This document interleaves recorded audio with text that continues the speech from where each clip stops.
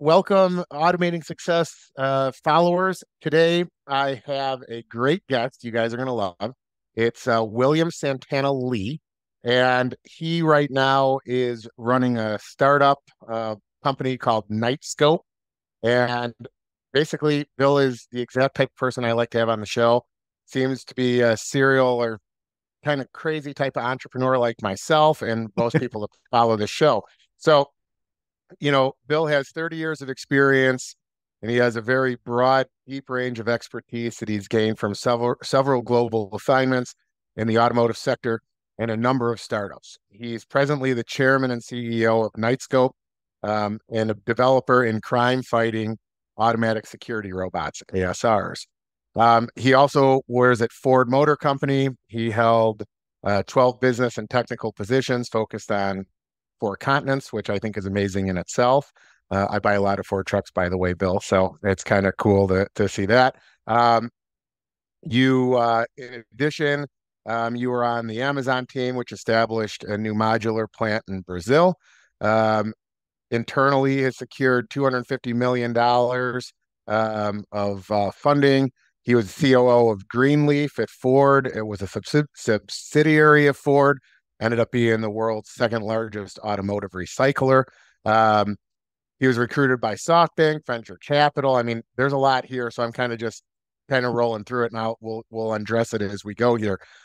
He founded Carbon Motors, and he was a chairman and CEO of that.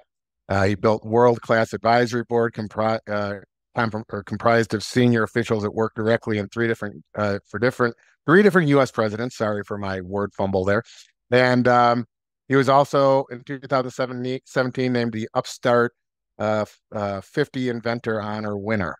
And his company has also been nominated for the Emmy Award for Silicon Valley's Best Tech Startup. So with that, I almost need a drink of water after reading some of those amazing accomplishments. So Bill, tell me if I missed anything. Did I do an okay job kind of introducing you and your current legacy in the world? One, is very kind of you. Good to see you, and greetings from Silicon Valley. Two, that's a long trip down memory lane. I hate getting older, Joe, but I think the one cool thing about getting older is you have all these experiences you can draw from, and when things go sideways, which they normally do, at least you have a reference point to like, last time I fixed it this way. So it's been a long, windy, somewhat painful road, but still standing. First of all, that's what makes life interesting, right? To be doing those things. And secondly, I look at what you just said, and it's especially when you're running companies, it's an accumulation of knowledge. It's kind of like working out. You tear those muscle fibers, and in this space, it's kind of changing the brain wiring to be able to deal with Yeah, problems as but they you occur. gotta have a screw loose to be doing this stuff in the first place. So Yeah, you gotta as put my that friend out there. correct. Actually, I've got a friend, yeah, that said it on one of his podcasts that it's almost like a disease we have to continue to do this. But if we don't do it, we're bored and we're looking for something to do. I think that's what happens. So to kind of get into it, and we'll kind of go through some of the stuff that got you here. But what inspired you? Being in the automotive stuff and all kind of where we're at. What inspired you to get Knightscope technologies going? I think twofold. One's a personal one's professional. The professional one is pretty straightforward. I kind of predicted 10 years ago this would be really difficult um, in terms of enabling autonomy in the real world. Like it's really easy to build a prototype or do a demo or whatever, but um, I have a fascination with autonomy. I think it's going to turn the world completely upside down. I am violent disagreement on the path to commercialize it. Um, so what I said a long time ago was it's going to be very difficult to get an autonomous vehicle to kind of operate out in the real world. And to me, long time ago in a galaxy far, far away, I was an engineer, And engineers are really good at solving problems with constrained boundary conditions, right? You know, here's the constraints, here's the box, iterate, keep making it better and better, lower cost, better performance, whatever it is. And engineers are really good at that. You know, we've probably forgotten more how most people would know how to do this. And that field experience is really important to be able to do that. So I wanted Knightscope to build these autonomous security robots to be able to prove out autonomy, but in a decidedly different approach. Um, and then the personal reason, most people know I was born in New York City. Someone hit my town on 9/11. I'm still profoundly pissed off about it. And so I decided that the rest of my life I was going to dedicate to better securing our country. Um, the country's over 200 years old. We're on our 46th president. Crime has a $2 trillion negative economic impact on the US every single year. It's a hidden tax we all pay in blood, tears, and treasure. And somehow we're able to give the 2+ million troops in a theater of war every level of capability and give the Department of Defense an $800 billion budget. And there's a Lockheed Martin, a Raytheon, and a Boeing to build you whatever crazy new technology you might need on the battlefield. But for the 2.5 million officers and guards on our own soil, we have them securing our communities with the technological equivalent of a number two pencil and a notepad. And then we're wondering why you have a violent crime occur every 26 seconds in our country and a property crime every 4 seconds. Like, you're not going to fix that with just wishful thinking or some policy change. Like, you need to go build some tools. And we went off and did that, and now proven that it's working out in the field. So it's kind of a long-winded answer to your question, but that's kind of what got Knightscopes going.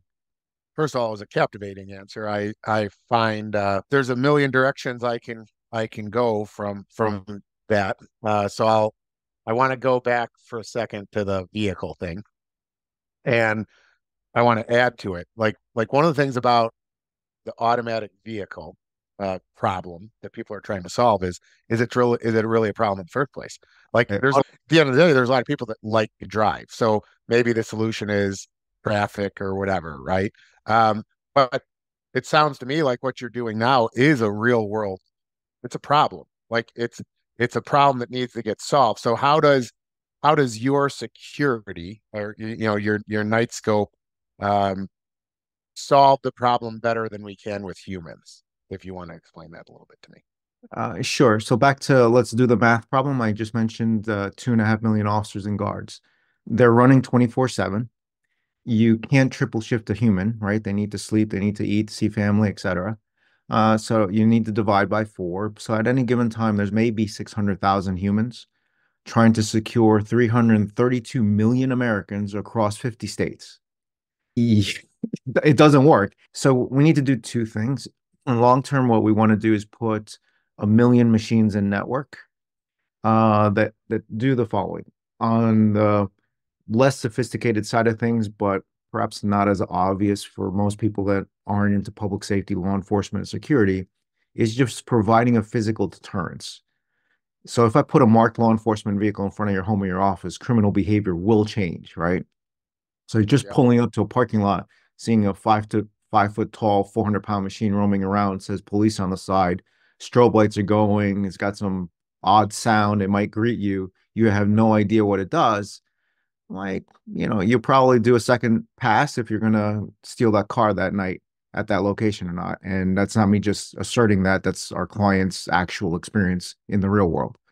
Um, so just having 1 million machines across the country to supplement those officers and guards that, by the way, they get up every morning willing to take your bullet for you and your family. I think we need to do better by them. Um, and then the second thing is, how can we give the officers guards unprecedented situational awareness and understanding and unprecedented capabilities?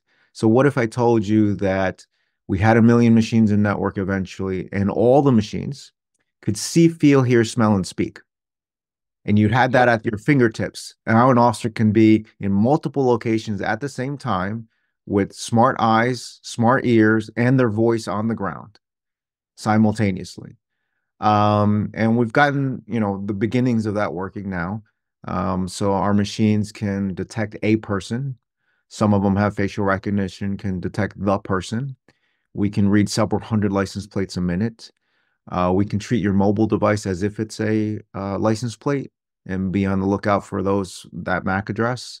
Um, we can run a thermal scan of the environment. There's a distress button on the machine. You can have a human-to-human conversation. You can, on the user interface, you can do a text-to-speech. So the officer or guard or 911 dispatch can type whatever they want, and the machine can automatically announce that.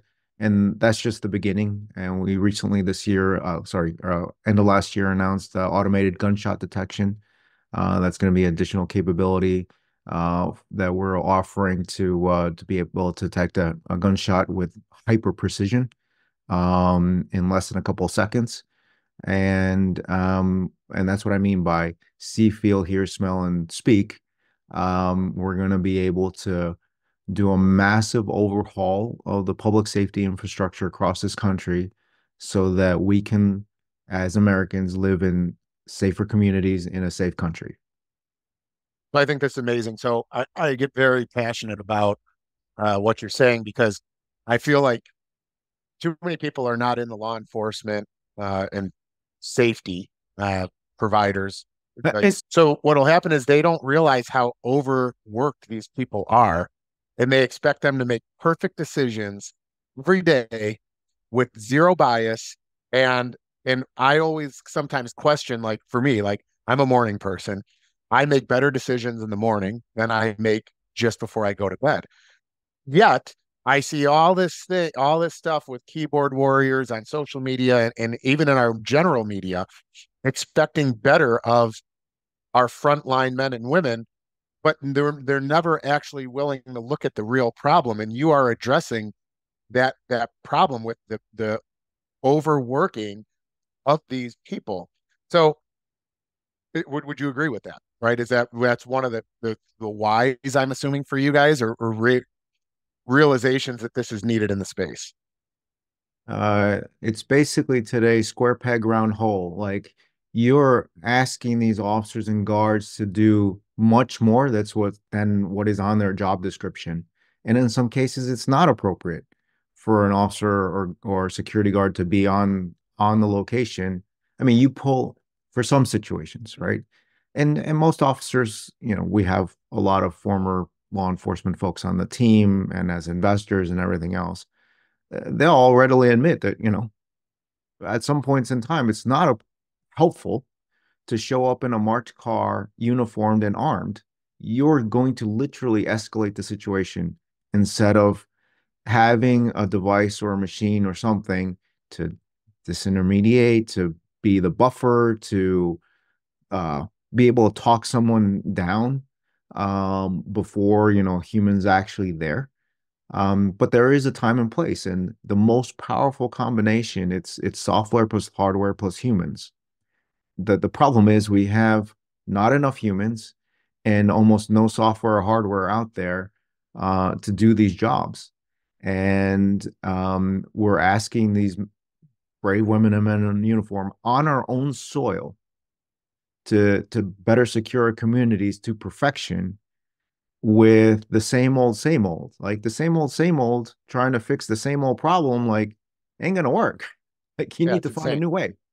Yeah. So I mean, where are you seeing this embraced right now? Right? Because I mean, I can see a lot of the naysayers, and by the way, the automation I do is nowhere near as cool as what we're talking about right now. But the even when it comes to a robotic lawnmower, people are like, "Oh, what happens if it goes rogue?" And I'm sure you get a million comparisons to RoboCop and all the other movies that Hollywood, took and said, "Oh, look at how like this craziness." So, you know, a where is it getting embraced and trusted first, right? Because you always have to have those beginning spaces, and then where do you see it eventually being able to go?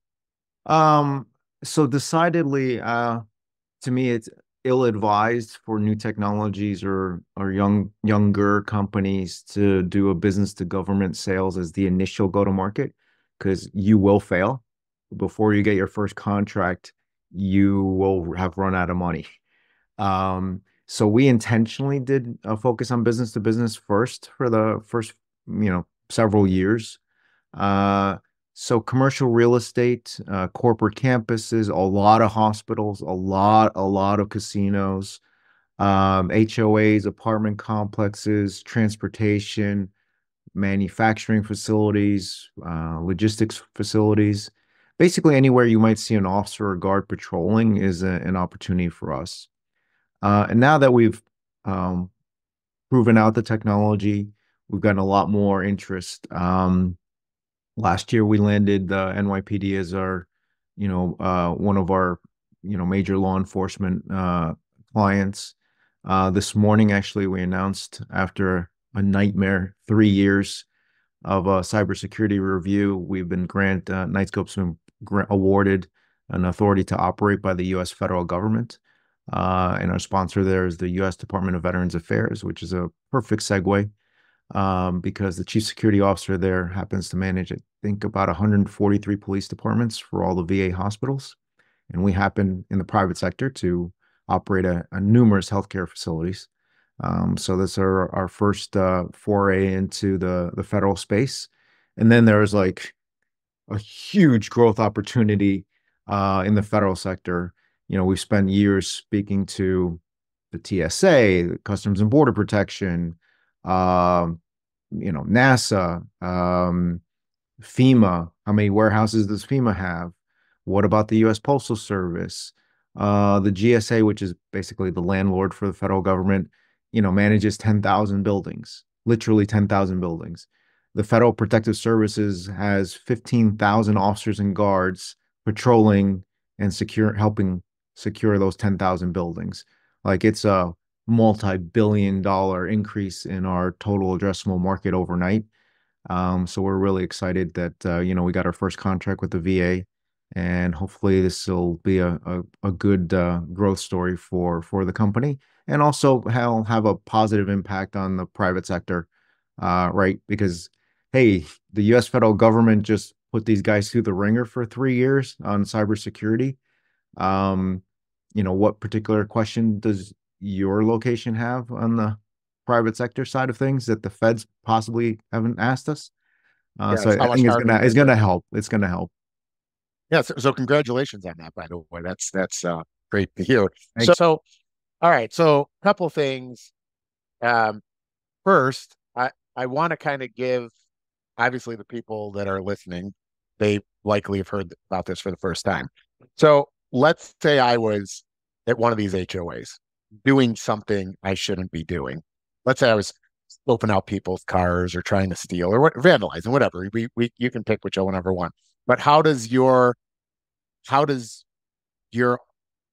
automation or automatic device, what does it do? Like how does it deal with that in real time? Okay. Right? Yeah. So first thing, it could be um, simply just that physical deterrent. So we have an apartment complex in Nevada that was experiencing a significant amount of criminal activity, like literally in the top 10 for the Las Vegas Metropolitan Police Department of 911 calls. We put the machine there and they are no longer in the top 10. So one just physically being there can stop a lot of silliness, as I mentioned. Second, you could program it to say, like, I don't know, I'm going to make something up, like between 10 o'clock in the morning, 10 o'clock at night and 5 in the morning, there should be no one waltzing around this property. If you see a person, send me a notification. And that notification can be an email, can be text, can be a phone call, or a notification on the user interface. And that's either monitored by the client at their security operations center or 911 dispatch, or if needed, Knightscope Plus, we could monitor it for them. And then, you get an alert at 2:22 in the morning. You could have it automated and say, hey, it's 2:22 in the morning, you're trespassing, I'm calling the authorities, or someone could actually just, issue a message that's a little bit different to that. We can tailor that and possibly in different, in different languages if you want. Or we just deployed one at another location where they're looking for a stolen plate. So you can upload the license plate and be on the lookout for a particular vehicle. If you're tied to law enforcement, you can actually tie it to the NCIC database, and if it's a felon, stolen car, sexual predator, whatever, that sort of thing can go. It can be used for investigative stuff. So you could run a thermal scan of an area needed, or it can be used for a fire watch kind of thing. Those are just some examples. But a lot of it for HOAs is just that physical presence can stop a lot of things. We actually had a casino operator go, "Hey, I know this thing does all kinds of crazy stuff. I'd almost pay just for the physical deterrence. Just patrol 24/7 autonomously, and just kind of help guard the place. That will reduce a significant amount." And some of them have been crazy. I think this one was a commercial real estate facility. They had some ridiculous 10, 20, 30 cars stolen out of that location a month. Put the machine there, and it's now down to zero.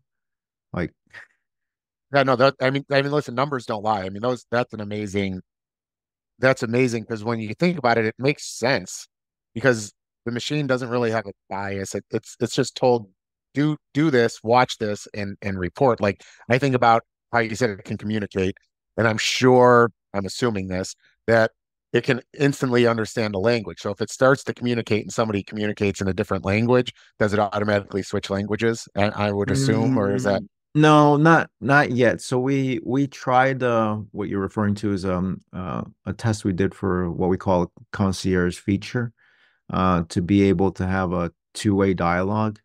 There's two problems. One is the telecom stuff is not fast enough. So you gotta, so let's technically speak about it, right? You get an audio signal. You gotta now translate that into some sort of digital thing. You may or may not likely need to send it up to the cloud, do something with it, send it back down. Like having a normal conversation like we're having on almost full duplex is yeah, it's not too much there delay? yet. Yeah. Go play with Chat GPT and see how long it takes for your questions to be answered. Like it's not there. It's doable in the future, I think. But the lapse, the latency is too high to be able to do it today effectively. You can do it in a lab in a demo conditions, but the telecoms are inconsistent until you get the equivalent of either 6G or something above, probably Chat GPT 5 or 6 or above, where the latency's addressed and the reliability of the signal is addressed. You're probably not gonna see that. So it's on the to-do list. Let's put it that way. Yeah, well, so that's good. But then I think I asked as an HOA, but I should have now that you started to explain it, I think about campuses where they have to like do an outside perimeter walk probably every 30 minutes or something. Now this can just be monitoring the perimeter. I'm sure they could have like facial recognition. So if it's like a college campus or a school, for instance, I guess, if they know what all the student IDs look like, they can know who should be on campus, who's not, and then probably just Yeah, alert. actually, I'm glad you brought up the school. So, uh, you'd almost what I would love to do, which is on the to-do list, is kind of like how you would treat a data center. You should harden a school such that instead of being on the lookout for this suspect, or I threw out that kid last week, or expelled that person or whatever, you should have like an approved list. All the faculty, all the parents, all the students, all the facial profiles, all the MAC addresses for all the devices, and all the license plates. All of these are approved. And if they come and go, fine, whatever. If you see a new license plate that you have never seen before, or a face you've never seen before, then that should trigger the alert, Mhm. right? Kind of think about the other way. But the problem is, a lot of folks are like, why isn't Knightscope in every single of the whatever 20 odd thousand schools in the country? Like, okay, well, we have few clients that are schools, but as a country, we can't seem to pay our teachers an appropriate wage. We have numerous schools scrambling for basic supplies. Exactly where is the school going to come up with the several hundred thousand or several $1 million to properly secure that facility? And, it comes down to you got a pretty serious budget problem. We've got some ideas on how to fix that in the future, but it does come down to money in a lot of cases, security and public safety. There's not an obvious return on investment until something goes wrong, right? Because it's the low man on the totem pole, right? Yeah. You're a cost center. You don't help the brand. You don't generate revenue. And it's like, yeah, it's really funny when something really bad happens and all of a sudden the budget goes like nuts because I'm I, now we have to do something.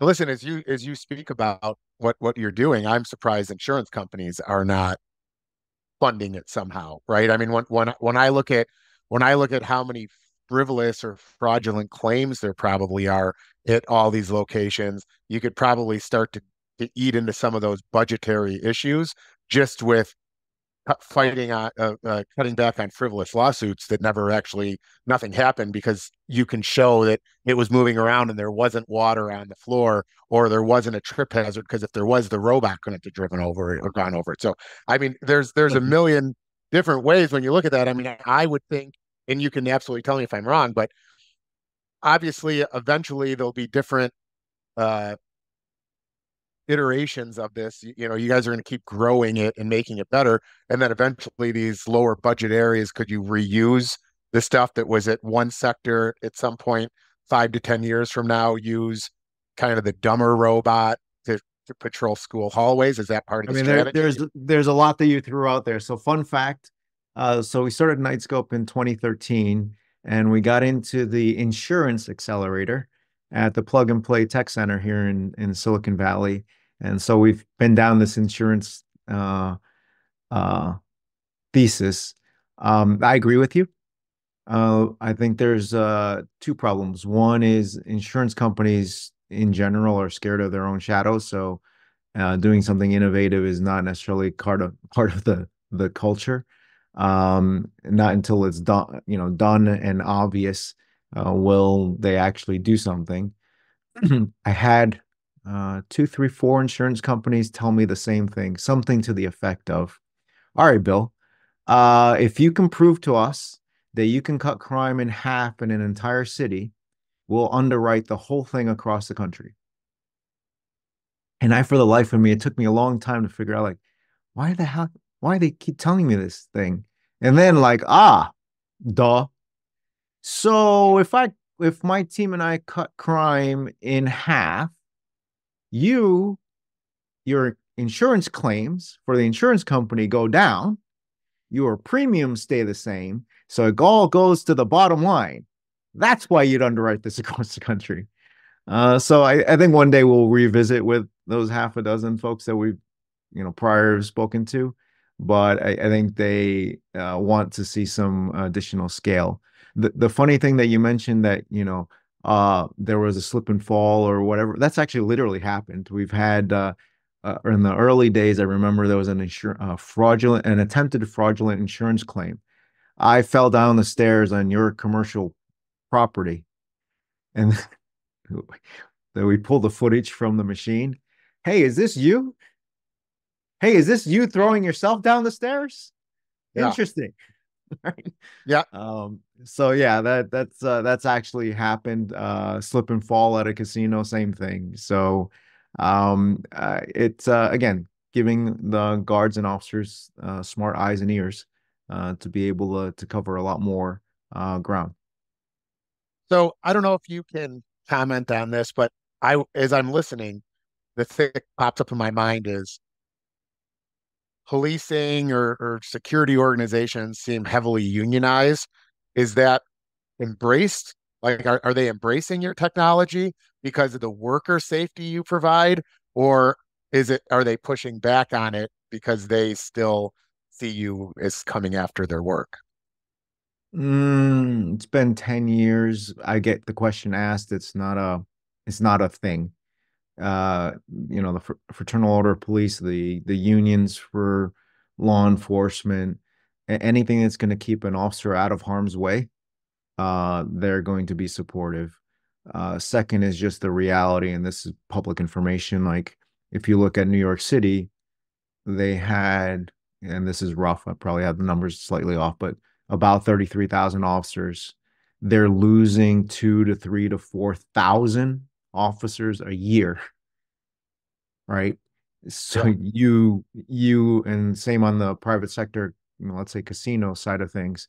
You're trying to hire a security guard, you can't literally fill the position because no one will take the job. So then it becomes a reality check of you're going to leave this exposed. Um, and it's very expensive if you want to just total up, I don't know. You want two officers patrolling in a vehicle 24/7 in Chicago or whatever. Like if you add it up, it's actually eight officers, right? Again, we can't triple shift a human. So it's eight officers, the pension liability, all the benefits and everything that goes with it, plus the car, plus the fuel, plus the maintenance, plus the service, plus everything else. It's $1 million plus a year for a city to fund one patrol car to go 24/7 around the city. that is that's Insanity. that's a number no one's ever broken down like you just did, and that is amazing to think about. And I'm really relieved to hear that they are embracing it. I asked the question because in what I do, like I said, with robotic mowing and stuff, I find a lot of these government bodies, they want to do job studies to make sure it's not taking someone's job. And the irony is there's, just like you said, there's nobody wanting to do the Let, work, let me you know? tell you, probably, the company has had a lot of victories along the way. Probably the one that had me extremely emotional, to prove a point is so we've got, I know you probably haven't seen it, the Robot Roadshow pod. So if you go to knightscope.com/roadshow, there's this crazy robot aquarium that we have running around the country. That's a huge glass box with a bunch of robots in it so that, prospective clients can touch, feel, see, etc. We've done probably 100 stops with this thing across the country. And then when New York City called about let's see, almost a year ago, one thing I encouraged Mayor Adams to do was, hey, you need to introduce this concept to the public and not show up quote unquote unannounced. So he kindly invited us as well as the NYPD brass to bring the Robot Roadshow pod to Times Square, and we had it sit there for 3 days. So the media, officers, the city officials, everyone could come, touch, see, feel, hear, etc. The crazy thing for me, to put a exclamation point on the level of support and interest from law enforcement, the night before, like we're needing to bring this humongous truck and pod into Times Square. Uh, the city arranged for the NYPD to give a police escort into town for that pod. I sat there watching the footage. I teared up, like, 10 years of killing ourselves to build this stuff. Uh, to have that honor was just incredible. So it's a natural question, but I think the country's in, a need to reimagine public safety. Mhm. These are serious times. We need serious people to make, serious changes in policy. Yeah. Well, that sounds like a great experience. So how many people are on your team? I mean, obviously you're not doing all this by yourself, right? So how many people are experiencing this journey with you? Oh, so let me caveat that. Let me put a little preface to that. So we at Knightscope design everything. We engineer it, the mechanical, electrical, firmware, software, hardware, all that stuff. We physically build all the machines in the US, and we deploy them, and then we support them 24/7 across the country. And we do that with almost 100 employees. And that is not a lot of people for the amount of workload. So we're wildly understaffed for what we're doing. Like if I was back at Ford Motor Company and, I used to joke, but I mean, it's truthful. Like I used to lose a billion in rounding. It was not a big deal. If I wanted something done, we kind of just allocate resources. The funding wasn't like unlimited, but it's a little bit different in the real world. Like, the team probably to do what we're doing, we probably should be somewhere in the 3 to 500 employees range, but um, not there yet. So we're Wow, is all it doing just because like 17 jobs. so when um why do you think that is though? I mean, what is it money coming in the door, or you just can't find people that fit what your guys are looking for at the company? Oh no, we've had last time I checked, which was probably half a decade ago, we at that time we had probably 13 or 17,000 people applied to come work at Knightscope. So that's not finding people interested in, hey, you want to make the US the safest country in the world and work on the Yeah. craziest technology possible and actually ship it? Like that's not been the issue. Is, financing the company has been brutal. I live here in Silicon Valley, 100, $200 billion goes into startups every year. And, when we try to get the company funded in 2013, just to get the seed round to just build one miserable prototype, it took me 364 days to raise that seed round. And it was a million and a half bucks is, relatively speaking, not a lot of money. I know for normal people, million and a half dollars, a lot of money to build a, all new company. It's, peanuts. And what I got told back then, Joe, is, hey, Bill, you're out of your mind. This will never work. It's hardware and it's software. It's too complicated. You should pick one. And physical security is not an investment thesis. You need to go away. And if I wasn't passionately and emotionally and psychologically tied to the mission of what we're doing, I probably would have put my pencil down and go, maybe these people are smarter than I am, and maybe there isn't an opportunity here, and maybe it's too hard, and maybe, and I shouldn't do this. But, what I encourage founders and entrepreneurs to do is pick something that you're willing to go down to the mat for and keep fighting until you get what you want done and force what needs to happen, regardless of people telling you no, no, no, no, and no. So I wasn't going to let a bunch of VCs tell me no. And so did some, I've done a little bit more financial engineering than actual engineering, but so that spigot of money wasn't available to finance a company. So I ended up raising before the public listing. So we are traded on NASDAQ under the ticker symbol KSCP. Took the company public almost 2 years ago. Um, Actually, geez, in 2 or 3 weeks will be our second anniversary being publicly traded, which has been a wild ride. But prior to the public listing, I had raised north of $120 million from 35,000 investors to force this to be built. I mean, frankly, we willed the company into existence, and the management team that founded the company back in 2013 is still the same management team here today. And people start realizing they shouldn't bet against people who are going to get up every morning and show up. Like you're you're messing with the wrong crew. Bill, I got to tell you, and I'm not trying to just blow wind under your sails. You Everything about this interview for me is it's like you're really inspiring to me because I actually feel like I'm not nearly is I don't want to say seasoned, but I mean the stuff I'm working on seems minuscule compared to what you are. But some of the things you're saying is like I always feel the same way when I told people I was going to bring robots into the landscaping space and cut grass. Nobody understood why, and they all told me I was wrong. And same thing, like I've had to do everything I'm doing with my own money from my other companies because I can't get anybody to see it and believe it, but it works, right? So it's definitely not nearly as sexy is what you're doing, but it's inspiring because, like you said, people like us, and I feel like I can say like us because you're saying things that are resonating with me. We're you cannot bet against us. Like we will do it because we know it works. And the world, honestly, eventually everybody will forget all the roadblocks that you had because they'll Oh just yeah, it's an overnight success.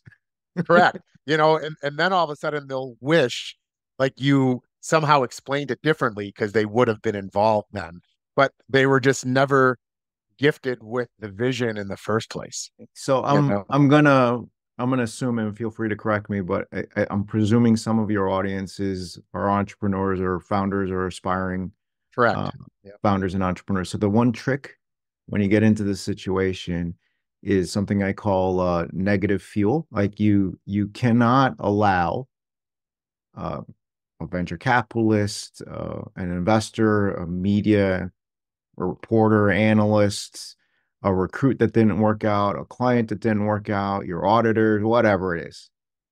You can't let that no or negativity or people throwing, I mean, it's been 10 years, people throwing rocks at us, putting banana peels in place, um, issuing false research reports on us, all kinds of crazy, nasty things. But you can't let that get you down. You have to take that, all that negativity and all that no and no and no, and turn it into fuel to fuel your ambitions. To, it sounds quaint, but the I'll show you. Like, keep telling me Mhm. no. Keep telling me no. Yes. Like, I'm not only gonna make it, uh, I'm gonna make what we're doing correct and right and achieve what, but I'm gonna make it painful for you to watch that happen. And, you know, and it's hard because, I often joke and I probably should stop, but what's the founder's diet? It's like, okay, for breakfast, you get punched in the face. For lunch, you get punched in the gut. And then for dinner, you get body slammed. And then the next morning, you got to be all cheery and rosy and get on a podcast and tell everyone in the world that everything's fine. Um, and, nobody cares that you're working 120 hours a week. Your team doesn't care. The analysts don't care. Wall Street folks don't, yeah, they just want to see results. So the only way you're going to deliver those results is just, be careful with the decisions you make, but just keep grinding till you get what you want. And you're going to have to force it to happen. Like, you just don't think like you're going to download success from the cloud. Like, you're going to have to do, if you literally one day, maybe there'll be a book written, but if you literally see the stuff that I've done to try to, and my team has done to force Knightscope to be victorious, like, remember, they're in Silicon Valley is 20 odd 22,000 startups. 95% plus fail. Like, the statistical probability of founding a company, getting it funded, growing it, taking it public, and then buying another company in that same year, like, is minuscule. But the number of irrational, illogical, outright stupid things that we've done to make sure that we can get to the next day and keep going is unique. And you have to surround yourself with a bunch of lunatics that are willing to go to the mat as much as you are. And when you're exhausted, they're, willing to, pass the baton and keep going while you try to recover. But this is not for the faint-hearted. Like, a lot of entrepreneurs and founders are like, oh, the startup life seems so cool. I've watched a bunch of videos and seems like you're, doing media interviews and you get to do events and you build stuff and you sell it and you're going to get rich and all this stuff. It's going to be such a great life. It's really hard. It's freaking misery. And you better pick something that you're passionately and irrationally in love with, because if you don't have that, you are going to fail. Yeah. Yeah. I will say that, like, as you're taking me down this road, it's one of the reasons why I just continue to spend my own money, and I'm going to probably go franchise route, because I can't imagine the amount of stress that you have to endure to not only raise the money, but now, you're publicly traded, and I mean, there's so much there that you're dealing with. dealing with innovation and growing the product to do all the things, but then you also still have to deal with all the financial side. And I would assume the fun part is the solution, like the stuff you're making and seeing work. That's probably the fun stuff, but you still have to pay for all that fun, right? At the end of the day, The it's fun stuff is I can still vividly remember the day my teammate called me like early on, like when we first deployed these machines on for the Star Wars fans. May the 4th of 2015 was the first time when one went out in the real world at a real client.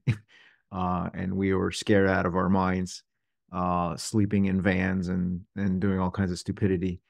Um, but I was in New York City going from one meeting to another, and my teammate calls me. He's like, Bill, you're not going to believe this. We got our first crime fighting win. And I'm like, what are you talking about?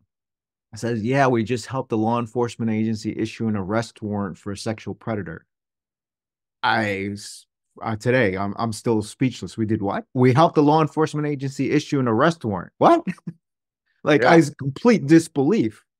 And to me, it's happened numerous times where we've, helped the law enforcement agency arrest an armed gunman. We helped a domestic violence abuse thing.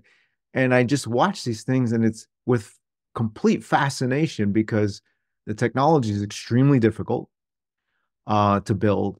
It's even more difficult to run 24/7. Um, just a little tangent. If you drove your car 24/7 for 30 days, like you probably need some maintenance and service at the end of yeah, the yeah, month, absolutely. right? After 6 or 12 months, depending on how fast you're going, you probably would have voided the entire automaker's warranty for the whole car for all the lifespan of it. And we're doing this 24/7 every day. So it's a little bit of a feat to do this. And even with all that difficulty, to actually have help society by our small one little contribution, like to me is still fascinating. Like, holy cow, we helped, like we just deployed in our fifth generation machine in Tennessee. And within the first month, we helped the client find a stolen vehicle. Like, we did what? And just the joy is like, I thought it wasn't supposed to work. I thought this would never happen, and we got it to work. And that's the joy. And I also love, doing the design and engineering part of it. The rest of it's like pure misery. Like I'm sitting here, sometimes I'm turning to the screen here, but the market's open and I'm, having to kind of watch what's going on. And, we've got 7 million shares shorted against the company. That's like 10 times more than a year ago. Cool. So what we're building is in the national security interest of the United States of America. You 7 million people, million shares shorting a company that's trying to better secure the communities and your loved ones. And you want to profit off of putting downward pressure on the company. You need to make better life choices, right? And that kind of stupidity is some of the stuff I have to deal with. I would caution you though, I know you didn't ask for the advice, but if I be a little presumptuous here, like be careful with the franchise thing because franchise stuff is, uh, it's a lot easier for commodities, let's put it that way. And from the very little I know what you're doing, commodity is not you. I mean, me, and actually, I appreciate the advice because I would take I would take an hour of advice from someone like you every day of the week. It's one of the reasons I do the podcast to learn, from people like yourself. And we put everything in subscription service model. So at the end of the day, I'm robot agnostic. I just buy other manufacturers' products and put them out. So I don't really have anything that I have to worry about, like any IP. Mine is dealing with putting it out in mass and then being able to almost get the manufacturers to understand what I need that actually work and um, have enough robots in my portfolio to actually get them to listen. Because what I found is you brought it up at the beginning of the show, you take an engineer, you put them in a cube everything works great. But when you put it in the real world, which is my world, which is landscaping and snow removal, okay, um, none of it actually works. Like it doesn't work because let's say if they make a machine that does 18 acres, well, how many sites do you go on that have 18 acres of lawn? Very Yeah. few. So my only You know? point, Joe, don't want to get sidetracked, but if there were, I don't know, X hundreds of thousands or millions of autonomous robots for mowing, etc., already out, and it's been tried and true, and it's a rinse and repeat kind of boring thing. Franchising that is an order of magnitude, if not 10 orders of magnitude easier than starting a franchise for something brand new that's quote unquote not been done before at scale. That's my only point. Yeah, no, and I get that. I mean, I am doing it at scale, but in a couple of key locations. But I get it. And like I said, the show we we're talking about so much cool stuff here. Everybody that listens knows what I'm doing, so we're not going to take any more time on it. But so I want to learn a little bit more about you as a person. Uh-oh. I'm As we gonna sit, turn the volume on 11 over here.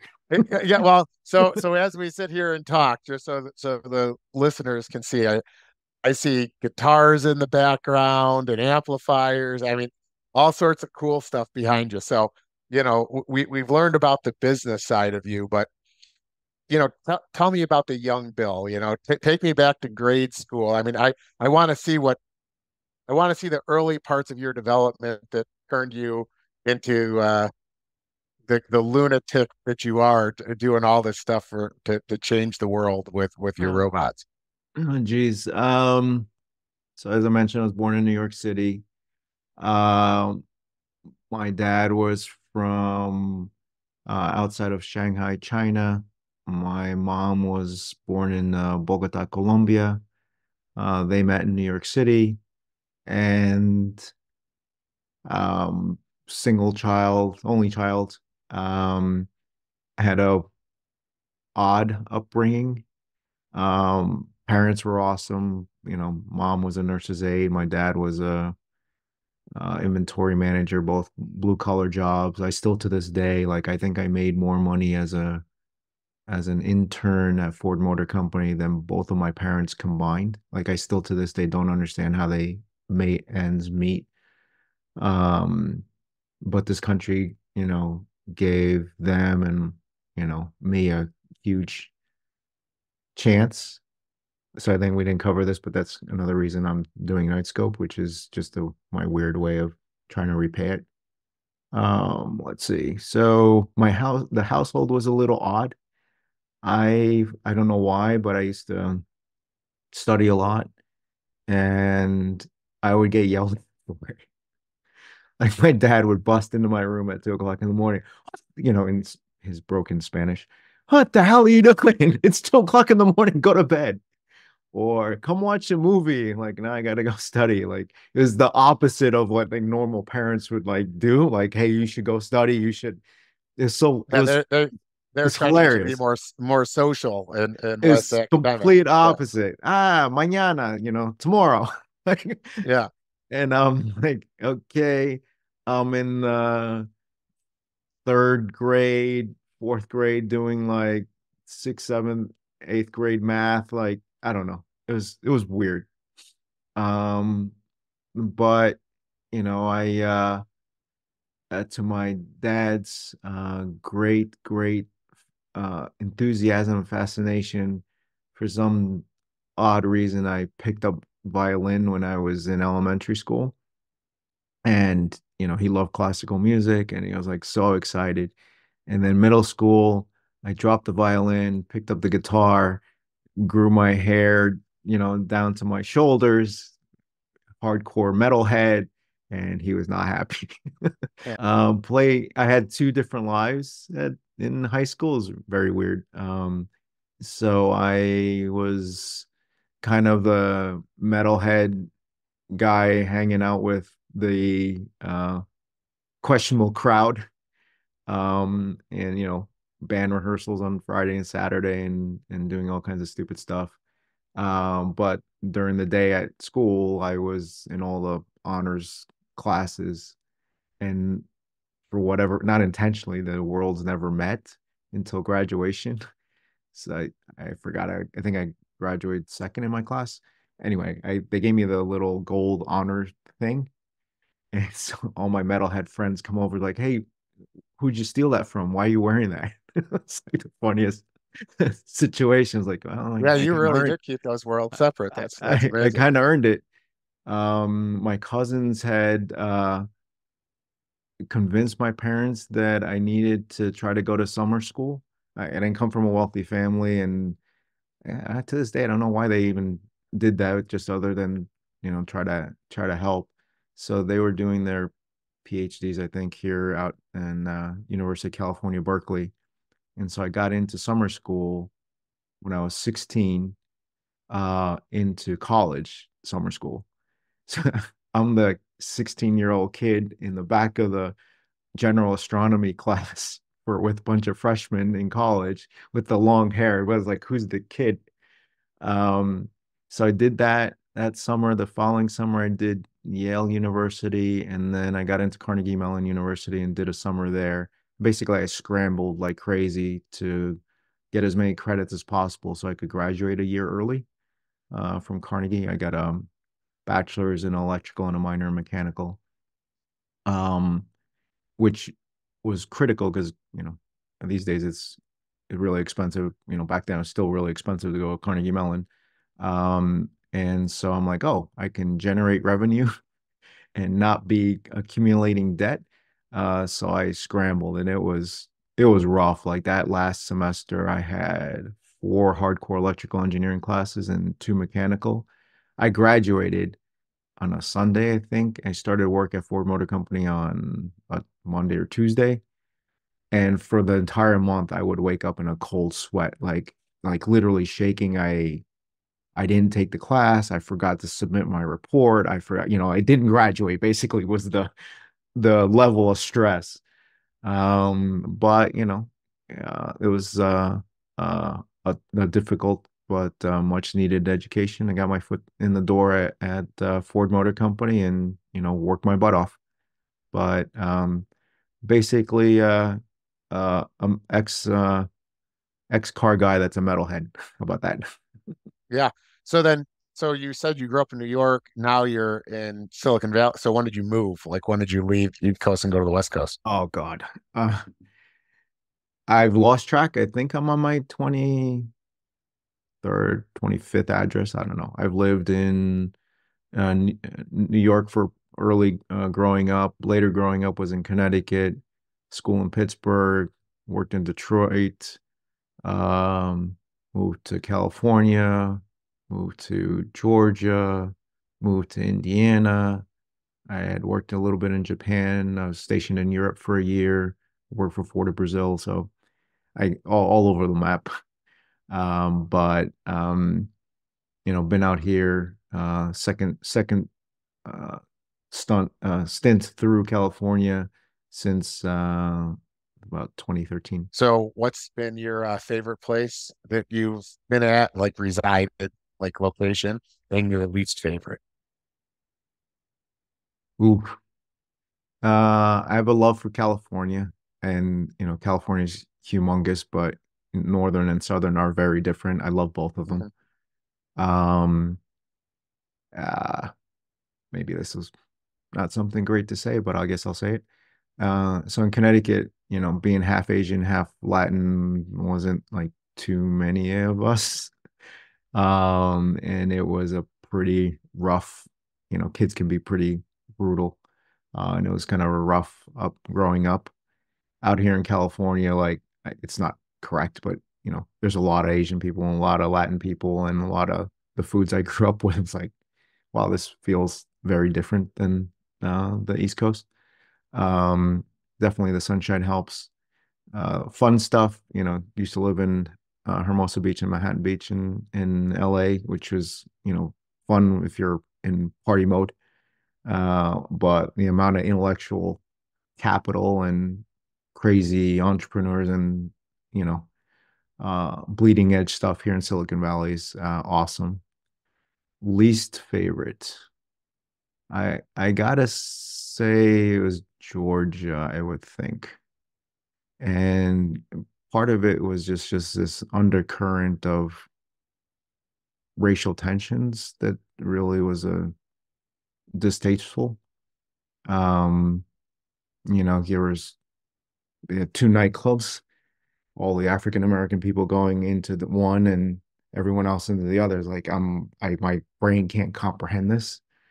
And then I remember speaking to a state government official on a Friday. I'm like, hey, I need to meet with you and the governor on Monday. Like, Bill, we happy to meet, but we can't do it this Monday. And I'm like, why? Well, it's Confederacy Day. I'm like, excuse me? It's like, yeah, the state's shut down. And I couldn't, I still to this day can't process that. But um, it's not all, some great parts of Atlanta, but personal tastes. I'm probably more of a either West Coast or East Coast guy. Yeah. Yeah, I think Actually, the UK was tough. To be fair, the UK, the weather's brutal there. And I was supposed to go for my boss had told me on a Friday, hey Bill, I need you in the UK on Monday, and you'll be there for 5, maybe 10 days. Literally a year later, I finally got to come back home permanently. I mean, it was living in a hotel for a year was that was rough. That was rough. yeah, the golf ball management system that we import is from the UK, and yeah, the weather out there is just not good. And I'm a big guy too. I'm 6'4", and every place I walk into, I feel like I'm ducking. It's amazing because it's so old. Like all the infrastructure there is just so dated. One other place I don't like that I used to like and I don't anymore, and I don't miss it other than once in a while is the plane. Like I used to live on an airplane, I traveled 3 weeks out of the month, or like I would do stupid things like two famous idiotic ones. Fly to Germany for a 1 hour meeting and fly back. Like I don't miss that. And then when I was buying I had bought 22 companies in 11 months. And that year there was that last week of the month right before Christmas. There's 5 days left. And I'm like, I got to get all these deals done. So I left on Monday. I had taken 22 flights in 5 days. And somehow my luggage, nothing got lost. Everything went perfect. I left on Monday, came home on Friday, had breakfast, lunch, and dinner in a different city um, every day for 5 days in a row. And I don't know how everything went completely smoothly, like no delays, nothing went wrong. Overtures for breakfast, due diligence for lunch, closing dinners, whatever. And then the next Monday or whatever was Christmas. Like, oh, I'm gonna fly to the East Coast from Detroit and go spend time with the family. Like, I think I slept in the airport. Everything that could go wrong went wrong. It's crazy because we talked so much about what you're currently working on, and we didn't talk. I mean, you just brought up the 22 companies you acquired. I feel like we could have an entire uh, other show with some of the other stuff you've done, which is amazing to think of in itself. But the, I guess to keep us on track. So take the business stuff aside. What do you do today for fun? Like what's a fun day for you? Like when it's not work related. I'm not trying to be funny, but no such thing. Um, like my wife says I'm possessed. Like pretty much every conversation, everything I'm watching, like has some angle to Knightscope on it. And it's pretty bad. Like one relaxing thing my wife and I try to do is, go to, watch a movie. And I'm watching the movie, but I'm like, hey, that's a really cool kind of surface on the thing. Maybe we can use that on the design. Oh, that was a really cool tagline. Wonder if we can use that in an ad. Like I'm watching, but I'm watching through a Nightscope lens, and it's not necessarily a healthy thing. So, I've been trying to trying to get a little bit more, exercise and pick up the guitar a little bit more, but there isn't really the time. Most of the time it's Knightscope 24/7. Yeah. So, by the way, I have to say I kind of expected you to answer that way, but I wanted to ask the question anyways because maybe you find some time to do some things. And honestly, I only asked it because I saw the guitar, so I kind of had an idea you were going to say maybe still playing the guitar. So I guess you're finding a little time. So your wife, where did you guys meet, and what does what does she do for fun when you're working? I meant like how does she deal with that? She's actually if you were to ask me, would you meet your dream girl and then go unintentionally build a company together? I'm like, you're out of your mind. But she's one of the senior management leaders that was the original founding executive team of Knightscope. Um, and this is going to sound a little funny, but it's not intended to be funny. Like it was easier pre-COVID, like because at the office I'm the boss, and at home, it's the opposite. Yeah. But Yeah. but now, kind of working more from home, it's a little blurred. Um, it's because of her that she led the last 3-year nightmare cybersecurity review that generated the authority to operate this morning that we announced. She's a technologist. She's a lot better balanced than I am in terms of she's always got something going on. She listens or reads to hundreds and hundreds of books. She loves to learn. Um, she's ex Deloitte. She was ranked 7th in the world in ballroom dancing in a prior time, and she's picking that back up. But she also works a lot. And so, but she's definitely a lot more balanced than I am. She worries about me, I think. So do you ballroom dance then, Bill, or have you appeased her with that or what? I took yeah, this is a sore subject. So I took some lessons when, getting married time, and then I hurt my back, and then, not so good since then. You guys have any kids or no? No, just, thousands of robots and machines across the country. Yeah. No time, Well, no time. Like we've talked about it, like, exactly when, it comes Friday, we're collapsing and, can't even see right side up. I have massive respect for, you know, families that have, working couples, and on top of that, some of them are going to school and have kids. And it's just like, we have a dog that we can, that we try to take care of. The plants may or may not, stay alive in the house. Like I don't know how I got time to do everything else. so would you say that like this company, this is like you're in it, this is your legacy company? Like, I mean, obviously it sounds like it to me, right? I mean, it's checking so many boxes for you. It's allowing you to give back to the country that you so apparently love, which I think is fantastic. It just seems like it really is. It's Bill. It's you at the core. Um, so where do you plan on taking it? What's your ultimate goal with what you've started? I mean, people think I'm nuts, but it's where we started the conversation. What's your mission?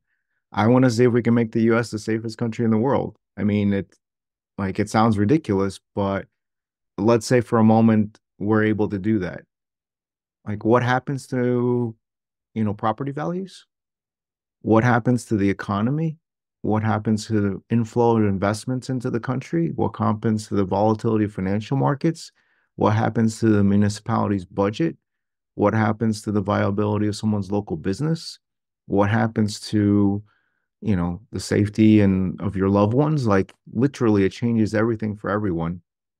Well, Uh, and what it does to unify the country. I mean, as I've been listening to this or listening to you speak, I've been actually thinking about the fact that I think that what you're doing could actually help. I mean, when you look at how much negative media and stuff that surrounds oh, I law I I enforcement, can I can it's just there's no bias to it. I just no, I mean, if you look at the 35,000 investors that funded all this, and without them, we literally they helped us build the company. They fueled it. If you look at that cross section, I happen to know a lot of them. It's literally a cross section of America.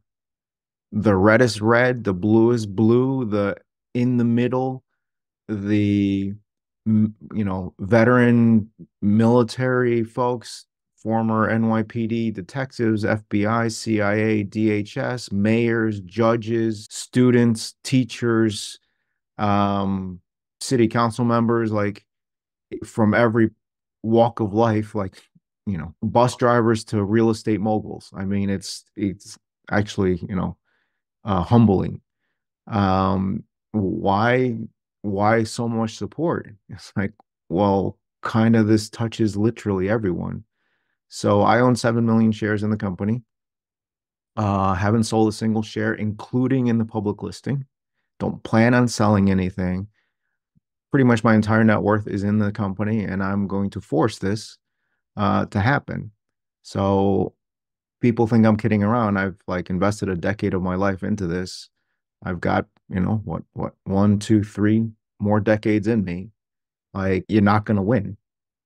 I am going to make it very painful for all the criminals and terrorists who want to do harm to Americans. Like, we are going to build a huge arsenal of capabilities to make it extremely painful for you. There are so many people that I would literally want to take that ending statement and just send it out to in my friend group and network, because I I mean, what you just said almost gave me chills, and I'm being totally truthful. I'm so inspired by what you're doing. Bill, I'm happy to have had you on the show. Am happy. I will be happy the first time I see one of these in any of the markets I'm working, to know that I talked to uh, the person whose passion inspired the whole vision. Um, I just want to thank you for being on the show. So I appreciate the time. Sometimes it's just good to talk to a normal person, and happy to do that. And this is huge thanks to you for having us, but to all our investors that know what long night scope and short the criminals means, and thanks to an unwavering team who's just as relentless as I am. fantastic. Well, I think with that, I don't think we could end the show with any better statement than what you just did and made. Thanks for tuning in, everyone, and have a great day. All right, be safe, everybody.